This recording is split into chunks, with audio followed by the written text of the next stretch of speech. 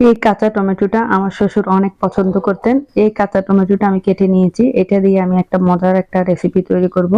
এটা আমার বাসায় অনেক পছন্দ করে সবাই, আর আমার তো অনেক পছন্দ। তো প্রথমে রসুন কুচি দিয়ে দিয়েছি তেলে, তারপর কয়েকটা শুকনো মরিচ আর কয়েকটা কাঁচা মরিচ দিয়ে দিলাম। তারপর বেশ কিছু পরিমাণ আমি পেঁয়াজ কুচিও দিয়ে দিয়েছি।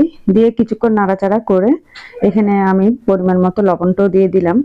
লবণটা দিয়ে আরও কিছুক্ষণ নাড়াচাড়া করে এখানে আমি চিংড়ি মাছ দিয়ে দিলাম। চিংড়ি মাছটা অনেকক্ষণ পর্যন্ত নাড়াচাড়া করে আমি এখানে ভাজা ভাজা করে নিয়েছি। তারপর 1 চামচের মতো মরিচ গুঁড়া আর 1/2 চামচের মতো হলুদের গুঁড়া দিয়ে দিয়েছি। দিয়ে অনেকক্ষণ পর্যন্ত আমি এই মশলাটা কষাবো।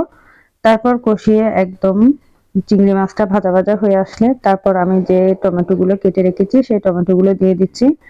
দিয়ে একদম আমি এটা অনেকক্ষণ পর্যন্ত নাড়াচাড়া করে ভাজা ভাজা করে নিব। এই টমেটোটা দিয়ে ভর্তা অনেক মজা, আর এই রেসিপিটা অনেক মজা হয়। আর যাদের চিংড়ি মাছ খেতে ইচ্ছে না করে একটা ডিম দিয়েও করা যায়। এই যে এটা প্রায় নাড়াচাড়া করে আমার হয়ে আসছে। তারপর কিছুটা পেঁয়াজ কুলিও দিয়ে দিয়েছি। দিয়ে অনেকক্ষণ পর্যন্ত এটা নাড়াচাড়া করে একদম আমি বেশ কিছুক্ষণ আমি এটা রান্না করলাম। তারপর নাড়াচাড়া করে একদম হয়ে আসছে, একদম পানিটাও শুকিয়ে গেল। তারপর আমি উপরের থেকে ধনিয়া পাতা দিয়ে তারপর গরম গরম পরিবেশন করব। এটা গরম ভাতের সাথে খেতে কিন্তু খুবই মজা হয়।